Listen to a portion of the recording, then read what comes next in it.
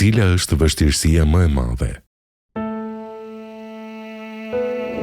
Vështirësia më e madhe që mund t'i bie një njeriu në dynja është vdekja dhe ajo që vijon nëse fundi i njeriut nuk është xheneti. Ndaj besimtari duhet përgatitet për vdekjen dhe atë që pason, kur ka shëndet me devotshmëri dhe vepra të mira. Allahu thotë në Kur'an: O ju që besuat, kini parasysh frikën ndaj Allahut dhe le të shikoj njeriu se çka bërë për nesër, dhe kini frikë Allahun, e s'ka dyshim se Allahu është që e di në detaje atë që punoni. E mos u bëni si ata që harruan Allahun, e Allahu bëri që ata ta harrojnë vetveten. Të tillët janë ata të prishurit. Surja El-Hashr 18-19. Ai që përmend Allahun kur është i shëndetshëm dhe në bollëk, është përgatitur për takimin me Allahun, është përgatitur për vdekjen dhe atë që pason. Atëherë Allahu e përmend kur është në ngushtë dhe në vështirësi dhe është me të, me butësinë, ndihmën, kujdesin dhe përforcimin e tij në tauhid. Takohet me Allahun kurse Allahu është i kënaqur me të. Kurse ai që harron Allahun nuk ka shëndet edhe kur është në bollëk.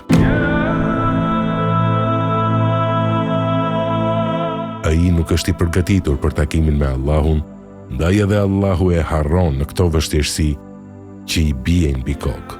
Do me thënë e braktis dhe e neglizhon, kur t'i vi vdekja. Besimtarit që është i përgatitur për të dhe ka mendim të mirë për Zotin e vet, ati i vin lajme nga Allahu, prandaj edhe dëshiron takimin me Allahun, por edhe Allahu e do takimin me ta.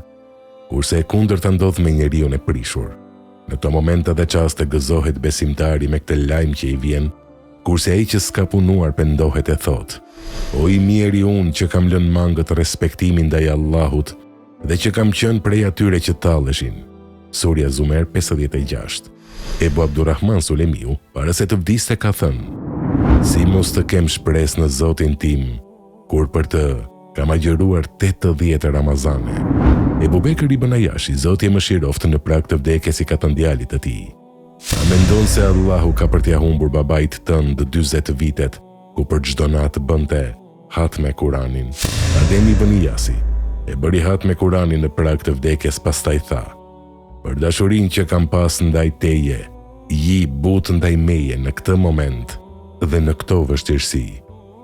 Kam pas shpresa të mëdha te ti për këtë ditë. La ilahe illallah, pastaj vdiq. Kur i erdhi vdekja Zekaria ibn Adiut, i ngriti duart të lartë dhe tha: Allahu im, më ka marrë malli për ty. Katate, Zoti qoftë i kënaqur me të, duke komentuar ajetin kuranor: Ai që ka frikë Allahun, ai atij jep rrugëdalje. Surja Talak 2 dhe thot: Rrugëdalje nga vështirësia gjatë vdekjes. Kurse Ibn Abasi radiallahu anhu ka thënë: I jep rrugëdalje nga çdo vështirësi në dynja dhe ahiret. Zeid ibn Eslemi, duke komentuar ajetin kuranor: S'ka dyshim se ata që thanë Allahu është Zoti ynë dhe ishin të paluhatshëm, atyre u vinë engjëjt në prag të vdekjes dhe u thonë: Të mos u friksoheni, të mos pikëlloheni, keni mysh dhe xhenetin që u premtohej. Surja Fusilet 30. Ky lajm i gëzuar vjen gjatë vdekjes, në varr dhe kur të ringjallet. Ai do të arrijë në xhenet. Mirë po lezeti dhe gëzimi i këtij lajmi nuk do të zhduket nga zemra e tij.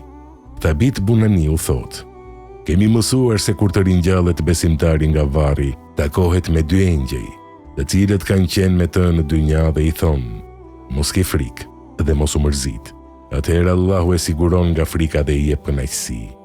Në këtë ditë kur shumë njerëz alivanosen nga vështirësia e kësaj dite, besimtari është në kënaqësi i sigurt për shkak të udhëzimit të Allahut dhe veprave të tij të mira që i ka bërë në dynja.